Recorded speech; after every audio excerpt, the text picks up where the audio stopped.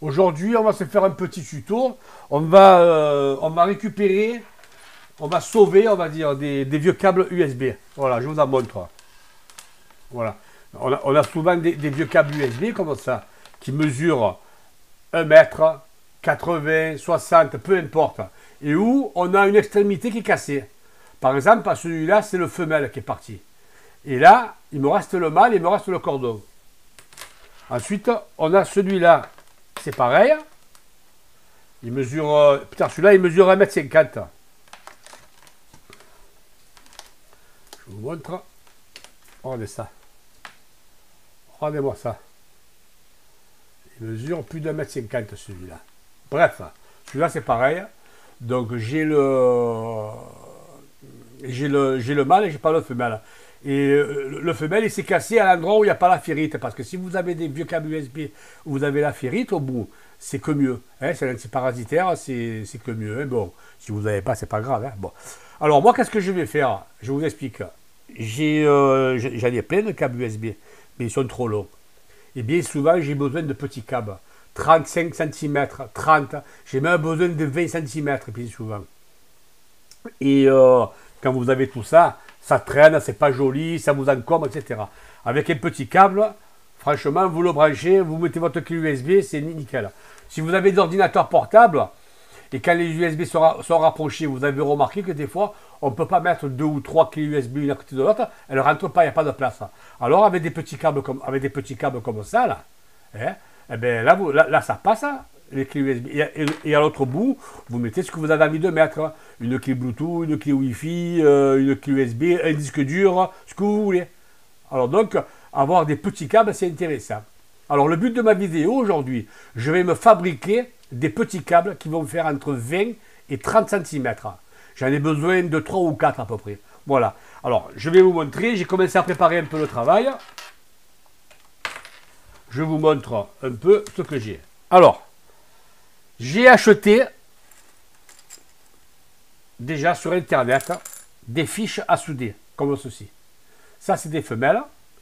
Elles sont vendues comme ça. Hein. Voilà, je vous montre. Ça, c'est des femelles, vous voyez? Elles sont à souder. C'est des fiches à souder. Alors, il faut savoir que sur l'USB 2, il y a 4 cosses.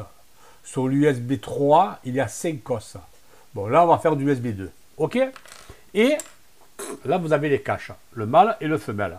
Donc, une fois que vous avez soudé vos fils, dans l'ordre, bien sûr, hein, bien dans l'ordre, vous vous enfichez ça là-dedans. OK? Bon, moi, j'y mettrai un peu de colle après, hein, pour isoler, pour que ça tienne si on tire dessus. Et vous mettez l'autre côté ici, et vous clipsez. Et vous avez votre câble qui est fait. Alors, j'en ai préparé un, pour tout vous dire. Alors, d'abord, déjà, ça, vous le trouvez sur AliExpress, les sachets de 10. Les sachets de 10, hein, ça coûte entre 2 et 3 euros. C'est pas la mer à boire. D'accord? Ça, c'est que des femelles. J'ai des mâles aussi, de côté. C'est pareil. Donc, j'ai acheté un sachet de femelles et un sachet de mâles.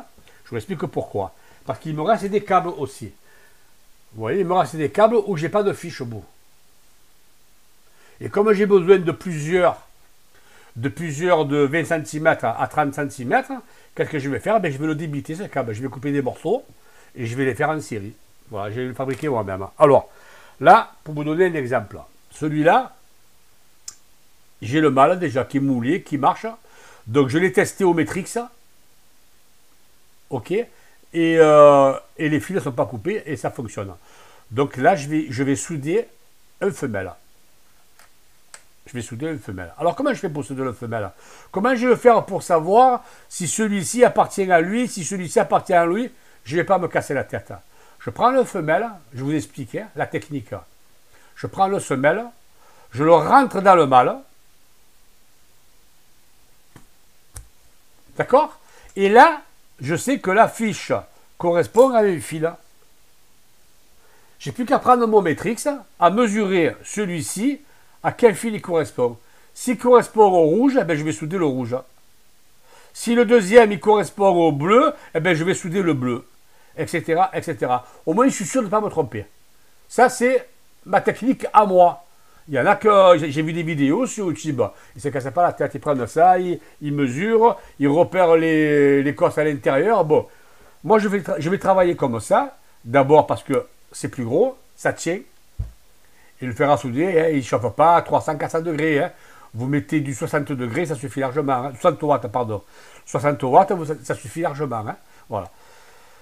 On va faire ça ensemble. Je vais vous le faire en live et vous allez voir que s'il n'y a rien d'extraordinaire. Allez, à tout à l'heure.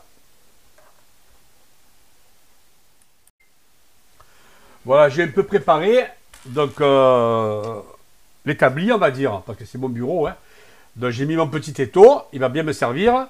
Alors qu'est-ce qu'il nous faut? Il nous faut bien entendu la cosse que vous devez souder avec ses caches. Il nous faut un Matrix. Hein. Et il nous faut de quoi souder. Alors pour souder, moi j'ai un fer à souder comme celui-ci, avec un bec très très fin. Hein. N'oubliez pas de prendre un bec fin parce que vous avez vu un peu les cosses comme elles sont petites. Il ne faut pas trembler là, il faut être minutieux. Hein. Ok. Ensuite, moi j'utilise un décapant liquide que j'utilisais à l'époque comme de l'Hampton, on appelle ça. C'était un décapant pour souder le cuivre. Moi j'utilise ça. Mais il existe des décapants pour faire à souder. Mais moi j'utilise celui-là, il est très très bon. Par contre, il ne faut pas oublier de rincer après. De l'étain, moi je prends celui-ci qui est très fin. Et voilà. Après, une petite éponge, mais alors minuscule, pour nettoyer de temps en temps le fer. Et moi j'ai toujours une burette d'eau avec moi, vous voyez. C'est de l'eau. C'est pas de l'eau de robinet. J'ai mis mon éponge, comme ça, pour pas me déplacer, aller à la salle de bain ou à la cuisine chercher de l'eau. Voilà. Quand le fer à souder il est chaud, il est toujours sale, eh bien qu'est-ce qu'on fait? On le nettoie avec l'éponge, doucement. Voilà. Vous voyez comme il est beau? Magnifique, hein? Voilà. Là, on peut dire qu'il est prêt à travailler.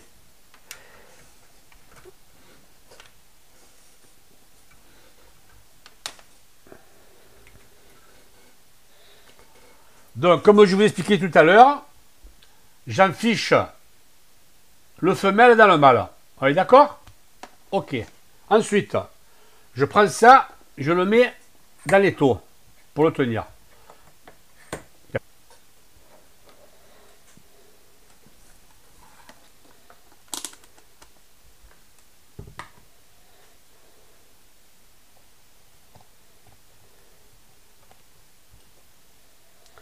Bon, je ne vous apprends pas à vous servir de Matrix, ça sera sur une prochaine vidéo. Mais il n'y a rien de sorcier, il n'y a rien de compliqué. Le courant passe. Allez, on y va. Alors, pourquoi c'est important de tester au Matrix les fils? Pour savoir lequel appartient auquel. Parce que il y a deux couleurs qui sont respectées dans toutes les USB. C'est le rouge et le blanc. Voilà, je vous l'explique. Le rouge et le blanc. D'accord? Le rouge, c'est le numéro 1 et le blanc, c'est le numéro 2. Mais le 3 et le 4, vous prenez plusieurs câbles USB, c'est jamais les mêmes couleurs. Vous voyez là, par exemple, il me reste du bleu et du marron. Si je prends celui-là, qu'est-ce que j'ai dedans? J'ai du vert et du noir. Vous voyez? Ça ne correspond pas. Et celui-là, qu'est-ce que j'ai? Et celui-là, c'est pareil. J'ai le blanc et le rouge. D'accord? Et après, j'ai le noir et le vert. Voilà. Donc, comme ça ne correspond pas, moi, par sécurité, je mesure chaque fil qui correspond à sa cosse. Voilà. Ceci étant fait, on va attaquer le soudage. Allez, c'est parti.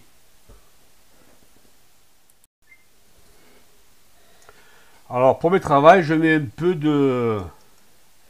J'appelle ça du désinfectant, mais c'est de l'acide en vérité. C'est de l'acide, c'est pour permettre de désoxyder l'écosse. Ok? Et une fois que j'ai fait ça, je vais mettre un peu de soudure à chaque cosse. Bon, bien sûr, il faut attendre que le fer chauffe. Voilà, ça vient.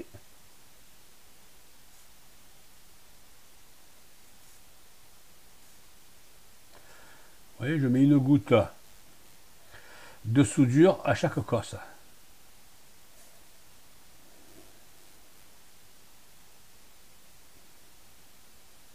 Voilà. Premier travail. Deuxième travail. Je fais la même chose avec les fils. C'est-à-dire, je vais lui balancer. D'abord, je vais les arranger bien comme il faut. Parce qu'attention, les fils sont très très fins. Il ne faut pas trop chauffer. Hein. Sinon, ça casse. Voilà. Je vais mettre une petite goutette d'acide dessus.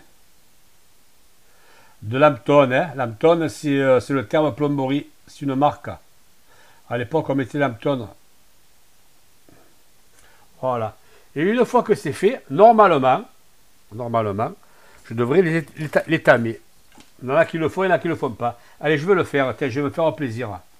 Je vais étamer les fils.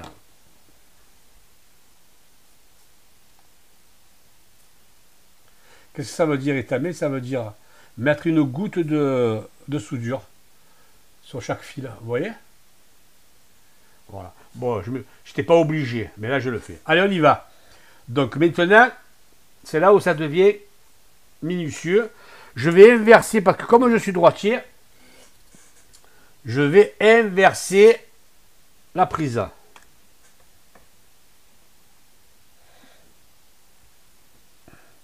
Donc le 1, c'est celui-là. Hein. Il était là-bas tout à l'heure, maintenant il est là. Hein.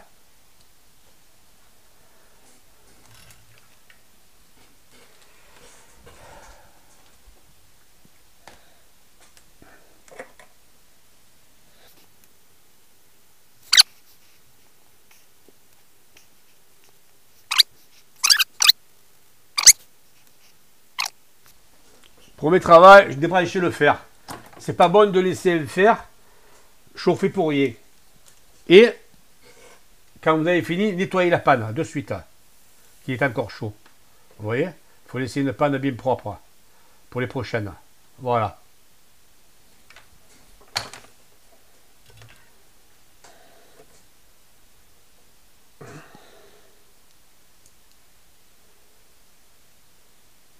Alors, je vous montre. Et quand vous avez un doute, il faut prendre une loupe. Hein. Il ne faut pas que les fils se touchent entre eux. Hein.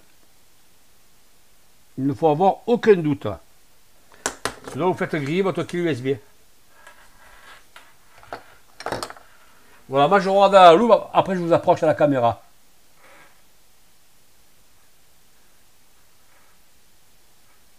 Voilà, c'est nickel. C'est nickel. Vous voyez? Je ne sais pas si vous arrivez à voir. C'est pas évident. Voilà. Ils sont dans l'ordre. Le 1, le 2, le 3 et le 4. Le 1, le 2, le 3 et le 4. Alors, maintenant, qu'est-ce qu'il me reste à faire? Il me reste à le protéger. Pour ce faire, donc je vais prendre celui-ci, le profond. Je vais le caler bien comme il faut. Voilà. Je vais chercher mon pistolet à colle chaude. Et je vais remplir de colle chaude ici. Je vous reprends tout à l'heure. Allez, on va isoler et en même temps, on va faire tenir l'Écosse avec les fils avec de la colle chaude. On remplit le bac. J'espère que vous y voyez bien.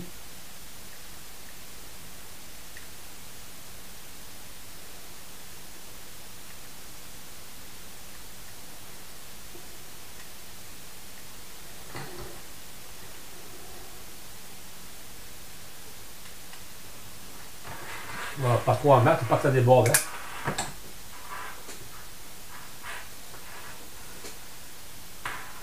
Voilà, voilà, vous avez vu, j'ai rempli de colle chaude. J'attends que ça sèche bien.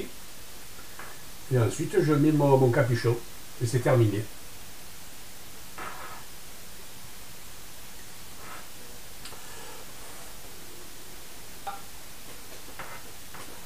J'ai remis le capuchon, voilà. J'ai réalisé avec une chute un petit cordon de 30 cm. Voilà, j'en ai besoin pour un ordi. Donc, je vais vous laisser 2 minutes. Je vais faire les autres. J'en ai quelques-uns à faire, 4 ou 5. Et je vous reprends après pour la conclusion et pour vous montrer un peu ce que j'ai fait. Voilà, tout à l'heure. Bon, me revoilà. Donc, je viens de terminer. J'ai rangé mon outillage. Et on va finir cette vidéo. Voilà. Donc, ben, j'en ai réalisé encore 1, 2, 3, 4, 5. Voilà, j'en ai réalisé 5. Vous voyez, celui-là, tout petit. Il fait tout cassé 20 cm. V. Voilà. Mâle, femelle. Pareil, hein, j'ai soudé les fils sur le mâle. Et j'ai soudé les fils sur le femelle. Ça me fait des petits prolongateurs USB. Alors, c'est que de l'USB 2, bien entendu. Si j'avais eu ou si j'avais trouvé l'Écosse en USB 3, mais si j'avais eu le câble aussi, parce que c'est un 5 fils l'USB 3, j'aurais préféré réaliser des USB 3. Mais je pense que AliExpress, il les vend. Les courts comme ça, en USB 3, je devrais les trouver sur AliExpress. Si je les trouve, je m'en commande 2 ou 3 aussi. Voilà, donc ben vous avez vu, hein, c'est pas compliqué, c'est simple. Bon, ben, je récupère des fils et en même temps, ben, je fais des économies et puis j'ai exactement ce que je veux. Parce que les longueurs, pour les trouver, c'est pas facile. Hein, voilà. Voilà, ben, je vous dis au revoir, à bientôt et à une prochaine vidéo. N'hésitez pas à mettre des commentaires, n'hésitez pas à lever un pouce. Vous savez très bien qu'à chaque fois que je découvre quelque chose à faire, qui sort un peu de l'ordinaire, on va dire, mais qui est simple, je vous en fais profiter. Merci et au revoir.